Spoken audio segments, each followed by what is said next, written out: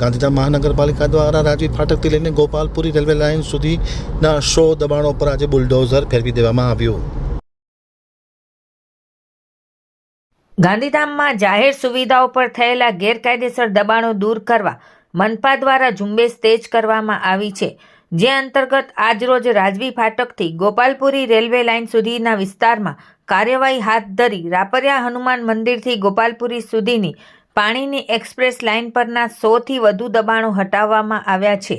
પાણી પુરવઠાની જાળવણીમાં અવરોધરૂપ બનતા આ દબાણો દૂર કરી પાલિકાએ સ્પષ્ટ કર્યું છે કે સરકારી જમીન અને લાઇન પરના દબાણો સામે કડક કાર્યવાહી ભવિષ્યમાં પણ જારી રહેશે. આજની આ કાર્યવાહી મનપા કમિશનર મનીષ ગુરવાનીના માર્ગદર્શન હેઠળ અને નાયબ કમિશનર મેહુલ દેસાઈની દેખરેખમાં મહાનગરપાલિકાના 4 જેસીબી, 4 ટ્રેક્ટર, 15 કર્મચારીઓ તથા દબાણ ઇન્સ્પેક્ટર ગાયત્રી પ્રસાદ જોશી તથા તેઓની ટીમ હાજર રહી કુલ 100 દબાણો દૂર કરવામાં આવેલ છે, જેમાં અગાઉ નોટિસ આપ્યા બાદ નાગરિકોએ સ્વેચ્છાએ માલસામાન ખાલી કર્યા પછી સ્ટ્રક્ચર ઉપર બુલડોઝર ફેરવવામાં આવ્યું હતું, તેમજ આવનાર દિવસોમાં પણ દબાણ ઝુંબેશ ચાલુ રાખવામાં આવશે તેવું મનપા દ્વારા જણાવવામાં આવ્યું છે.